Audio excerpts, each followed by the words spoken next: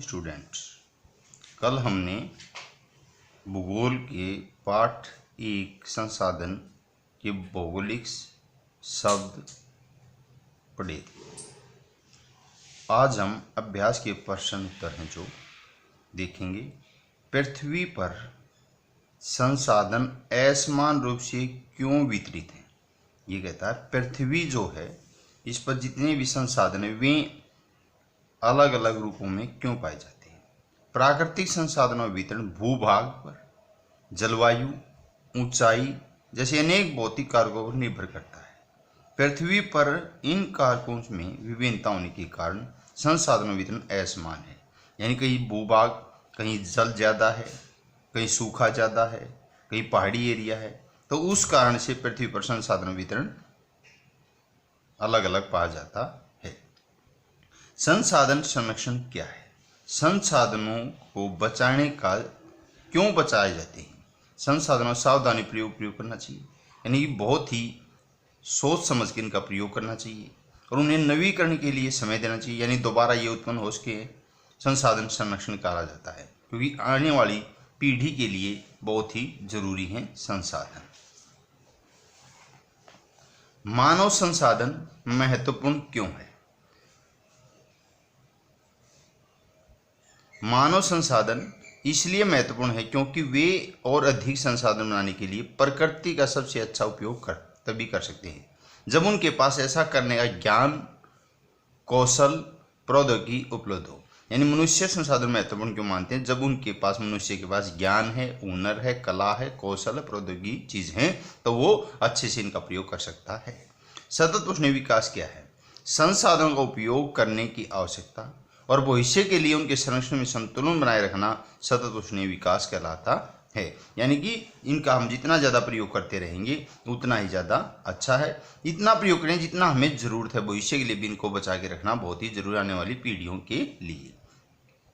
निम्नलिखित में से कौन संसाधन को निर्धारित नहीं करता? जो मात्रा है ये निर्धारित नहीं करती कि कहीं कभी ज़्यादा हो सकता है, कभी कम हो सकता है, ये नहीं करता। उपयोगिता है, मूल्य है, ये चीज़ें सही हैं। निम्नलिखित में कौन सा मानव निर्मित संसाधन है? मनुष्य द्वारा कौन सी चीज़ बनाई गई? इनमें से कैंसर उपचार की औषधि, कैंसर के इलाज के लिए जो दवाइयाँ बनाई जाती है वो मनुष्य द्वारा बनाई जाती हैं। बाकी जो झरने जो हैं ये प्रकृति के, उष्णकटिबंधीय वन है ये भी अपने आप आते हैं। यानी कि ये दो चीज़ें प्राकृतिक है, ये मानव निर्मित है।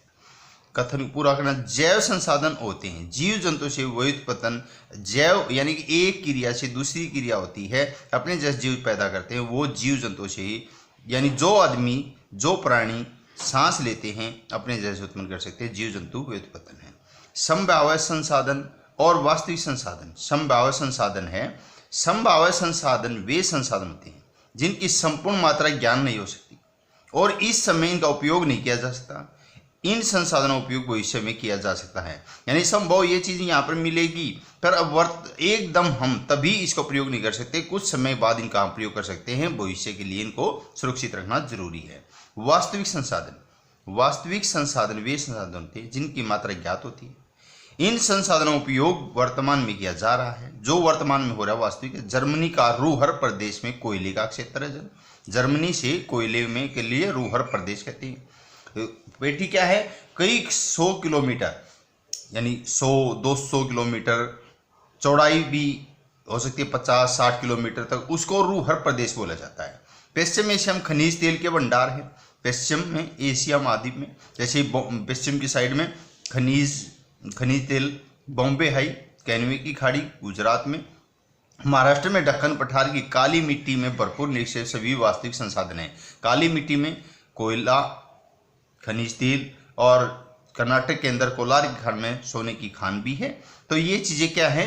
खनिज संसाधन बहुत ज्यादा माने गए हैं। सर्वव्यापक जो सब जगह मौजूद है। सर्वव्यापक संसाधन होते हैं जो सभी जगह पाए जाते हैं और जैसे वायु जिसमें हम सांस लेते हैं वो सर्वव्यापक सभी जगह विद्यमान है और वातावरण जितना साफ और स्वच्छ होगा उतने ही हमारी ऑक्सीजन तेज आएगी और हम अच्छे से जीवन जी सकेंगे। स्थानिक संसाधन। स्थानिक संसाधन वे संसाधन होते हैं जो कुछ निश्चित स्थानों पर ही पाए जाते हैं, जैसे तांबा और लौह अयस्क ये सिर्फ कुछ ही समय जगह पर पाए जाते हैं। जैसे राजस्थान का खेतरी में तांबा उत्पादक है। लौह अयस्क उड़ीसा का मयूरभंज, क्योंझर इनमें पाए जाते हैं। रानीगंज पश्चिम बंगाल। तो ये कुछ ही, बोकारो, इनमें कुछ ही जगह पर ये चीज़ें पाई जाती हैं। वो स्थानीय कहीं यहाँ पर ये चीज़ें मिलती हैं, निश्चित होता है। रहीमन पानी रखिए, बिन पानी सब सुन। यानी कि ये कहता है, भगवान ने कहा है कि हे भगवान कि रहीमन पानी रखिए, सबके लिए जीवन में पानी जरूर रखना चाहिए। बिन पानी तो सभी संसार सूना हो जाएगा। पानी गए न ऊपर मोती मानुष चुन। ये पंक्ति अकबर के दरबार में की। अकबर जो राजा महाराजा अकबर थे, उसके 9 रत्न थे, यानी कि जो प्रसिद्ध विद्वान थे, उसके सब कुछ जानने वाले कवि अब्दुल रहीम खान द्वारा लिखी गई थी। उनमें से 9 में से एक बीरबल भी था। बीरबल से अलग एक कवि अब्दुल रहीम खाना द्वारा लिखी गई थी। कवि किस प्रकार के संसाधन की ओर संकेत कर रहा है कि कैसे संसाधन को संकेत करो, इस संसाधन समाप्त होने पर क्या होगा। 100 शब्द।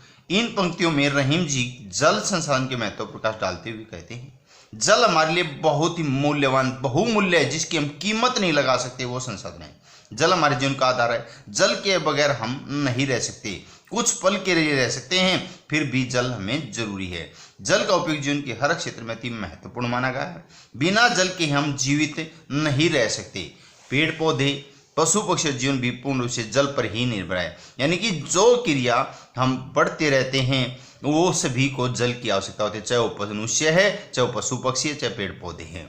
जल के बिना हमारी पृथ्वी वीरान यानी बेजान हो जाएगी, उजड़ रह जाएगी और जाएगी। पशु पक्षी मर जाएंगे, यानी कि जो भी सांस लेता है, जल नहीं मिलेगा तो सभी मर जाएंगे।